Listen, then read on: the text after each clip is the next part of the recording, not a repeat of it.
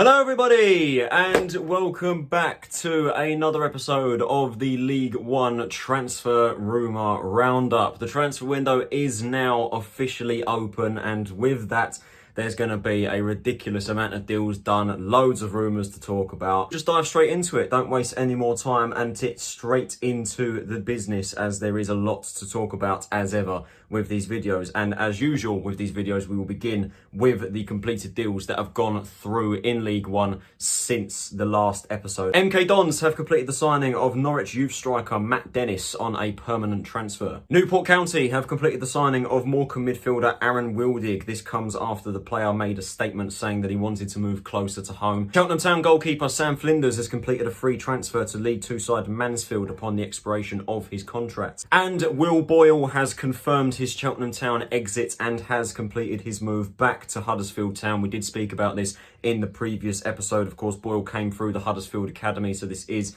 obviously a great story for him. A fantastic move, in my opinion, for Huddersfield. I think they've got a very good centre-half on their hands. Obviously, they were in need of one after releasing a couple of them. It's a massive blow for Cheltenham. They've got a massive hole to fill in that squad now, and yeah, it's going to be difficult to replace, that's for sure. Forest Green Rovers have made their first signing of the summer transfer window, completing the signing of Rochdale right wing-back Corey O'Keefe. And Forest Green have also completed the signing of Torquay United's Amani Miller on a permanent transfer as well. Fleetwood Town have completed the signing of Shrewsbury Town midfielder Josh Vella on a free deal. This is an absolutely fantastic signing for the Cods. Again, another one we spoke about in the previous episode. Vella was obviously a regular in the Shrewsbury team for a couple of years, obviously had also had ties with Hibernian, enjoyed a lengthy spell with Bolton at Championship and League One level, so he adds a lot of experience and a much needed option in the middle of the park for Fleetwood as well, and I think they've done really well to get this sign in. And the Cods have also completed the signing of shot stopper Jay Lynch from Rochdale on a free transfer, while the Dale have completed the signing of Shrewsbury Town centre-half Ethan Ebanks-Landale. Lincoln City fullback Theo Archibald has completed a permanent move to League Two side Leyton Orient, while Ipswich Town goalkeeper Thomas Holly has confirmed his departure from the club and he has signed for League Two Carlisle United on a free transfer. I think we all saw this one coming, but Kane Wilson's departure from Forest Green has been confirmed and he has made his move to the Championship, signing for Bristol City. It was going to be a mission for Forest Green to keep hold of him, but the deal has now been confirmed. He has made the move to Bristol City, which I think is a fantastic bit of business for Bristol City, but a massive loss to Forest Green's side, and he may not be the last big name to leave that club as well. Obviously, they have lost their manager as well, Rob Edwards, and they are also trying to sort out the contract situation with Nicky Cadden. Forest Green losing a couple of their key players here, not looking good for them so far. Newcastle United player Lewis Cass spent last season on loan at newly promoted Port Vale. That deal has now been made a permanent transfer on a free. Obviously, Cass does have 2 promotions on his CV in the last 2 years. He helped Hartlepool get promoted from the National League to League Two last season, and in the season just gone, he obviously helped Port Vale to promotion via the playoffs. Lincoln City have beaten a number of clubs for the signing of Bradford City centre-half Powdy O'Connor on a free transfer. Peterborough United completed the signing of Gillingham midfielder Ben Thompson. I think this is an absolutely outstanding signing. I think they've done really well to get this one over the line. Of course, Thompson, ex-Millwall, had some brilliant loan spells at Portsmouth, and I was absolutely stunned that Gillingham managed to sign him last season. The season just gone, obviously Neil Harris being the pull factor, but yeah, unfortunately he couldn't help Gillingham in their survival hopes. He is going to make a massive difference, in my opinion, to Peterborough's team. They've got a number of midfielders that are already brilliant talents at League One level, but yeah, this is just going to add to that just a bit more. Outstanding bit of business, especially on a free transfer as well. Sheffield Wednesday have completed the signing of Wimbledon centre-back Ben Hennigan. This one had been spoken about a couple of times over the last few weeks. Obviously, Hennigan's contract was up at Wimbledon at the end of the season, and Sheffield Wednesday have snapped him up on a free deal. Of course, he was relegated with Wimbledon last season in what was a very poor season for them. However, that's not to say that he is a terrible player, because he has got a lot of experience, 28 years of age, a much needed centre-half, obviously with Che Dunkley leaving the club. And finally, following his release from Cheltenham Town, Charlie Colcott has found his new club and has completed his move to newly relegated League Two side Crewe Alexandra on a free transfer on a 2-year contract. Now, without any further hesitation, let's dive straight into some transfer rumours. And we actually begin this video with some off-the-field matters. Probably the biggest story coming out of League One this week was, of course, the Derby County situation. The potential buyer, Chris Kirchner, withdrawing his bid to purchase the club, which I'm stating the absolute obvious here, but that is literally the worst thing that Derby could have asked for at this point in time. You know, with the season fast approaching, with them barely not having a team, and I think they're still actually under a transfer embargo until a preferred buyer comes in. They're unable to do any transfer business. It really is not looking good for Derby whatsoever, and I've been hearing reports that apparently there could be another, points deduction coming in because the EFL are starting to get involved now. They're starting to, release statements, expressing concerns. They're trying to see if the administrators can find and buy. At this point in time, there are so many unknowns when it comes to Derby that I can't even see them at this point getting a decent top half of the table finish. I genuinely do think that they are in serious trouble, and if they don't find a buyer sooner rather than later, they really are going to be in trouble. There have obviously been reports of former Newcastle owner Mike Ashley being interested in buying the club. I do hope that Derby do find a preferred buyer and they do get out of this trouble, because at this point in time, it really does not look good for them. And it is also looking like Michael Duff will be leaving Cheltenham Town and will be taking over the vacant position at Barnsley, which I think is a great appointment for Barnsley, but potentially a catastrophic loss for Cheltenham. Obviously, Barnsley have been searching for a manager for God knows how long. Their season in the Championship last year was an absolute car crash, and their ownership also seems to be quite dodgy. We know that they've obviously been looking in the foreign market for managers previously, obviously Valérien Ismaël and the success that happened there in their playoff season. Obviously they've had a couple foreign managers since then. Their names escape my mind right now. Duff done a fantastic job for Cheltenham over the last few years. Obviously won the League 2 title last year, then the season just gone, managed to steady them out in mid-table when they were favourites to go down. But with Cheltenham right now, I am massively concerned going into the new season. They've lost some key personnel. Obviously, Will Boyle going recently to Huddersfield, and obviously Callum Wright, who was on loan from Leicester. He's no longer at the club either, and it seems very unlikely that he won't be returning to the club either. And with now Duff going as well, I have serious concerns for Cheltenham going into this season. It really does not look good for them at all. And I think they need to get this appointment right, and they need to replace the players as best as they can, because if they lose more players, the likes of May and other players like that, they are in serious trouble going into this season. So for Barnsley, I think this is a great appointment. I think it's a good young appointment, a good young up-and-coming manager. But yeah, not looking good for Cheltenham whatsoever. So there are all the off-the-field matters dealt with. Now we actually dive into the transfer rumours, and we begin with my club, Charlton Athletic. The first of which is for Brighton and Hove Albion midfielder Mark Leonard. Now, it is believed that Charlton, Cambridge and Fleetwood are interested in the Scottish midfielder. He is quite young, at 20 or 21 years old, I think. Played 22 games for the Brighton's under-23s this season, scoring 4 goals and getting 3 assists. He also appeared 3 times for the under-21s in the Papa John's Trophy, and also played twice in the Carabao Cup. So it's his first major involvement in professional football this season, and I do have to say with this one, over the last few years, Charlton have not used the loan market effectively, especially when it comes to the Premier League. In the last 3 years, we've seen Matt Smith from Man City, Matt Smith from Arsenal, and obviously the season just gone, Noel John from Tottenham, all come in and struggle to make an impact in the squad. Noel John, of course, not even playing a minute of football at the club. So if we are to sign Leonard, which I'm not entirely sure, since this rumour has come out, it has gone quite quiet.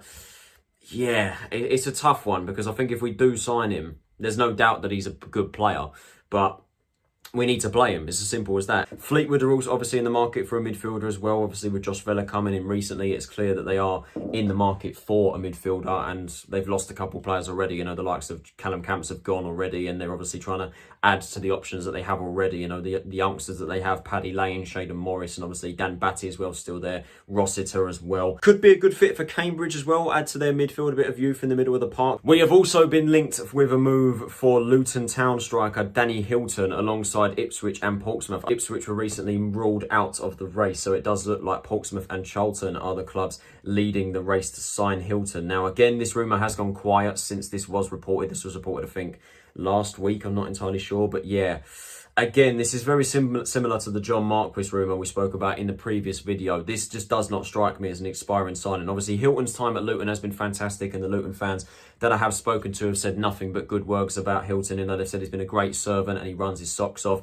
Last season, he bagged 4 goals at Championship level, which isn't too bad. However, when you delve a little deeper, they are the only 4 goals that he has scored in the last 3 years. And even at League One level, when Luton won the league, he only scored 8 goals. Obviously, his record at League Two level was outstanding. 40 plus goals in 2 seasons is absolutely brilliant for a striker. But he is getting on a bit now. He's 33 years old, and he just doesn't strike me as a player that's going to suit the Ben Garner system and the philosophy that he wants to play, the high attacking rate. We do need a goal scorer. It's as simple as that. Charlton need a goal scorer, and Hilton doesn't strike me as that. 4 goals in the last 3 years is not good enough. And then, of course, we have seemingly the annual link to Gillingham centre-half Jack Tucker. Honestly, every single transfer window, it seems that we are linked with this guy. It is believed that us and Championship sides Swansea and Reading are interested in his signature, although once again, like the Hilton rumour, a club has been ruled out of this, and that being Reading. A Reading journalist coming out saying that they are out of the race to sign him, so it looks like us and Swansea are interested in him. Although I think fairly recently I've seen that apparently it's not likely that we are to sign him, and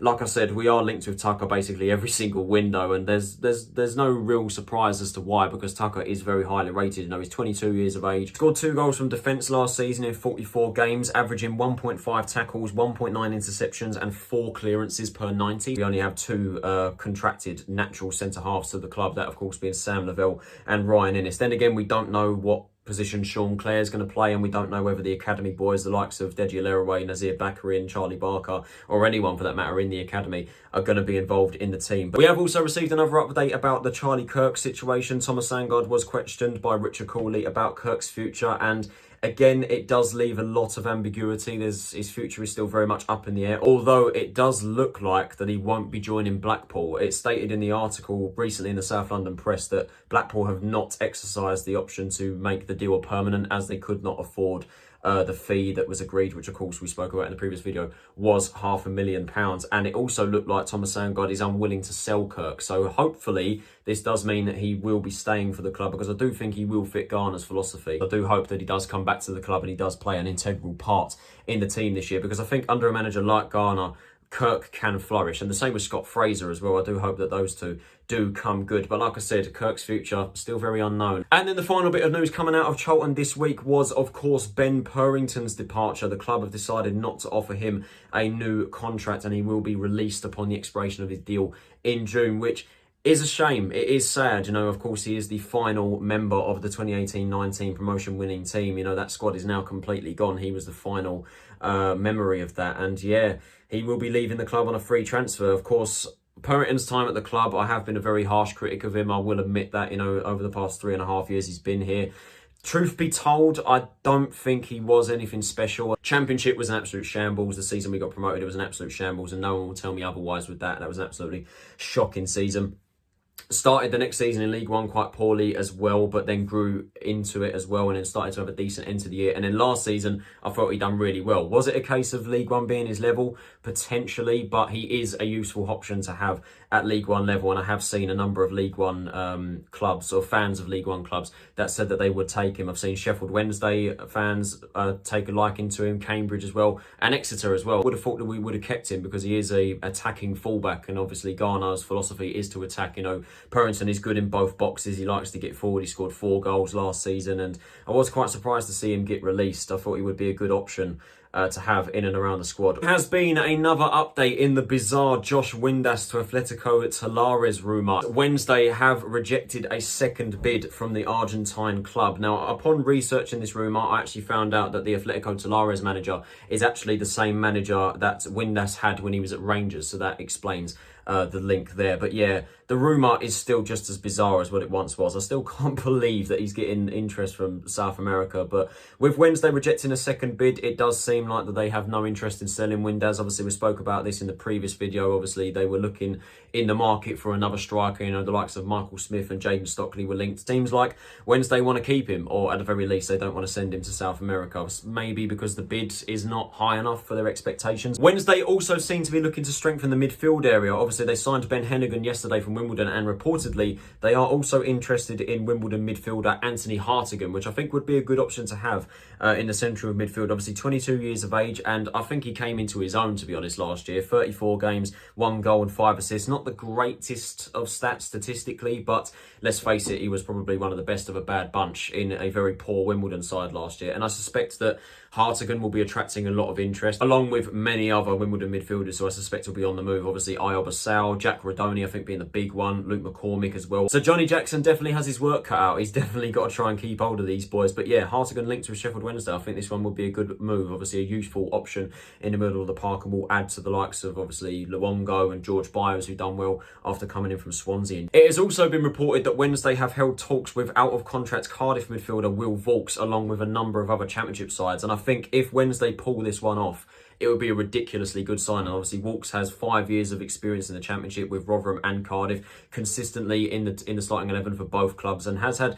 a pretty good goal return when it went for a CDM. And obviously, he was brilliant at League One level when Rotherham got promoted back in 2018, I want to say. But yeah, Vaulks has an abundance of experience at Championship level, and I think if he was to come back down to League One and add to Sheffield Wednesday's midfield, he would be a ridiculous signing. But by far, the biggest rumour coming out of Sheffield Wednesday recently was for Hull City winger Malik Wilks. And honestly, if they pull this one off, this would be an unbelievable statement of intent and would seriously put Wednesday up there for favourites to go up. Obviously, we know how dangerous Wilks is at League One level. His time at Doncaster, when they got the playoffs, obviously losing to Charlton, he was absolutely outstanding. And his last outing at League One level with Hull, obviously with Grant McCann, who was obviously the Doncaster manager as well, they won the league, and Wilks was outstanding. 19 goals and 8 assists for Hull. For Doncaster, I think he got 14 goals and 8 assists. His time at the Championship hasn't really met the same heights as his time at League One. Obviously, after Doncaster, he left Leeds permanently, signed for Barnsley.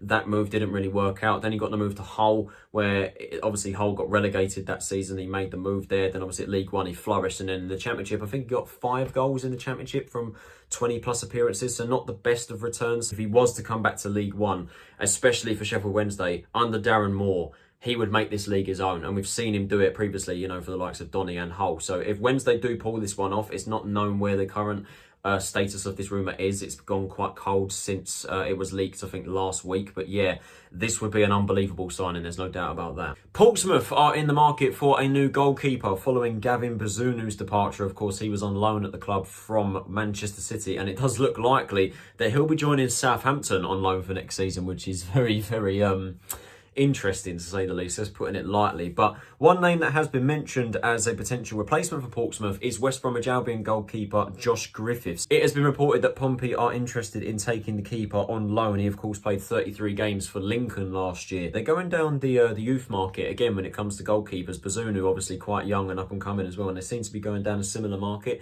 with Griffiths. We'll see if there's anything concrete about that. And potentially big news coming out of Fratton Park just today actually, as it looks like Ronan Curtis could be departing Fratton Park this summer. Johnson's Hibernian up in Scotland, as well as Championship side Blackburn, Preston and Cardiff are reportedly interested in the Irish left winger. Derby County have also previously admitted their interest in the player. Unfortunately, with their current situation, very unlikely that he'll be joining them anytime soon. So it looks like Hibernian, Blackburn, Preston and Cardiff are the clubs that are in the race to be signing him. Now, I have been a big admirer of Curtis over the last few years since he's been in League One. He's consistently been getting good goals and assist ratios. I think since 2018-19 up until last season, he was getting double figures along with a lot of assists. Last season, he got 8 goals and 9 assists. There is the issue with an attitude problem there seems to be with Curtis, but there is no denying that he is a very good player at this level, and at 26 years old, he's still relatively young in his career. To be honest, I'm quite surprised that he stayed at Portsmouth this long. I thought a Championship club would have snapped him up long ago, but yeah, it does look likely that this summer could be the year that Curtis leaves. I spoke about this one in the previous video as well, but Harry Darling is attracting a lot of interest. We said in the last episode that a lot of Championship clubs were interested. Now it seems that a few Premier League clubs are interested in the 22-year-old centre-half. Chelsea, Brighton and Championship side Norwich are interested in the defender, and I'm not surprised by this at all. I said this in the previous video. Darling has had a fantastic season at MK Dons, and with Chelsea interested, this is going to be very, very interesting to see where this one goes. If they are to lose him, they've got to replace him quickly because it's going to be such a big hole to fill. One name that they are potentially being linked with is West Ham United youngster Aji Alazi. Now, I do apologise if I have mispronounced that, but this one is interesting because, of course, it is another young defender, obviously 21 years of age, a natural centre-half. And according to some blogs that I read from West Ham fans, he apparently was levels above every other player player, every other defender, sorry, in the under-23s academy. He played a lot of games for their under-23 side, and I think he played a couple of times in the Papa John's Trophy as well. Apparently, Championship sides Middlesbrough and Cardiff are also interested in Alazy, so it'll be interesting to see where he goes. Upon reading the blogs, as I just mentioned, from the West Ham fans, it looks like that people are saying that he's at that age now where he needs to be playing regular football, so be interesting to see where he does end up if he is to leave. A whole host of clubs are interested in Portsmouth right wing-back Kieran Freeman. Jimmy Floyd Hasselbank's Burton Albion are reportedly interested in the experienced fullback, as well as Championship side Hull City and League Two sides Mansfield, Swindon and Leyton Orient. Now this one is quite the interesting one. Obviously Freeman has got a promotion from this league under his belt with Sheffield United quite a while ago now, we do have to say, and obviously has had a couple more years there. The season just gone for Portsmouth, he didn't play an awful lot of games, played 19 games with 2 assists, obviously was second best to Marlon Romeo last season. But yeah, apparently a lot of clubs are interested in his signature. He'll give a lot of experience to whatever club he goes to. I think it would be very unlikely he goes to the Championship though. I can't see Hull signing him. But yeah, Burton could be a good fit there, but League Two would also make sense. As I said, he did previously play for Mansfield and Swindon. Morecambe are reportedly keen on a move for Port Vale midfielder Jake Taylor. This one is an interesting one. Obviously, Taylor is quite young at 23 and obviously has just helped Port Vale get promoted via the playoffs this season, the season just gone. However, he didn't play a lot of games last year. He played 14 games, only 3 of them were starts. Not sure if he struggled with injuries or whatever, but it does seem that actually over the last few years, he hasn't played an awful lot of minutes for Port Vale. So it'd be interesting to see where this one goes. Obviously, Morecambe are in need of a couple midfielders, obviously with Wildig going, and there's obviously Diago Ruga, I think his name is. He was released upon the expiration of his contract, so they are in need of a few midfield options. Taylor could provide one, but from the outside looking in, looking on paper, just by the stats, it's not the most convincing of signings. Obviously, he does have age on his side, being 23. Peterborough United's chairman has publicly revealed that the club have rejected 2 bids for midfielder George Grant. Of course, in Peterborough's retain list, we did see that George Grant had been made available for sale, which I must admit, I was quite surprised by, because Grant, I think, is a fantastic player to have at League One level. Obviously, he got the move to the Posh from Lincoln following his season last year. He got 13 goals and 8 assists. He had a brilliant year for them. Obviously, helped them to a playoff final where, of course, they lost. His move to the Championship didn't really work out this season, though. 26 games, 2 goals, 2 assists. Not the greatest of returns. And obviously, Peterborough did get relegated straight back down to League One. But yeah, I must admit, I was quite surprised to see that Peterborough were looking to sell him on, especially considering his previous record at this level. Obviously, like I said, his last out in the League One, he was absolutely fantastic under Michael Appleton with Lincoln. And obviously, he adds to the number of quality midfielders that Peterborough already have. You know, you've got Grant and obviously Ben Thompson joining recently. Then you've got Sammy Smodics, Harrison Burrows, Jack Taylor. They've got some brilliant quality in the middle of the park. And I think if they kept Grant, it would just add to that. But it seems that Posh are looking to sell him on, and I think that whichever club does sign him, I suspect that a League One side will be looking at him. They've got a quality midfielder in the middle of their park, and not to mention some experience as well, obviously 28 years of age. We spoke in the previous video about how Scott Brown knows the Scottish market well, and he's looking to utilise that when it comes to the transfer window with Fleetwood Town. Of course, we have seen him bring in Sean Rooney from St Johnstone, and obviously Josh Vella's come to the club recently, obviously ties with Hibernian, and now it appears that Fleetwood are looking to utilise that even more. Well, kind of, as they are interested in bringing in Leicester City goalkeeper Jakub Stolajic on loan. I've definitely butchered that name. I'm just going to call him Jakub from now on because I cannot pronounce his second name to save my life. But yeah, Jakub did Jakub did play last season in the Scottish Championship with Dunfermline Athletic, where it's pretty safe to say his spell there wasn't the greatest. He played 11 games for them, which saw them finish in the relegation playoff spots, where unfortunately Dunfermline were beaten by Queen's Park over 2 legs by 1-0, which seems them get relegated to the Scottish League One. Now, it does seem that Leicester are looking to loan him out again. I think that was his first taste of professional football, maybe wrong there. And yeah, not the greatest of spells to have, obviously having a relegation on his CV already, but he is quite young, and obviously Fleetwood are in the market for another goalkeeper. Obviously they've brought in Lynch. I believe Alex Cairns has left the club. I might be wrong there. I think I saw in their retain list that they released him. Might be wrong there. Correct me if I'm wrong there, Fleetwood fans. But yeah, they're reportedly are interested in bringing in Jakub on loan.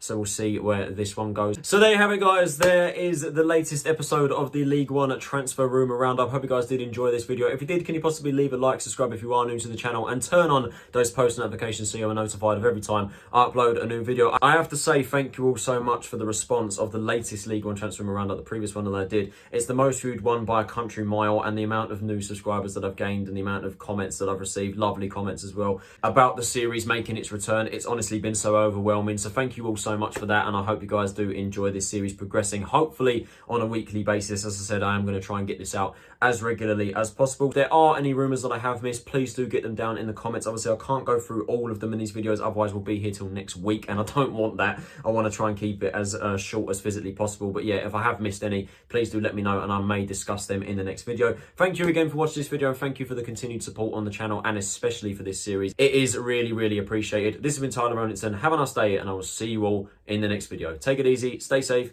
and I'll see you all then.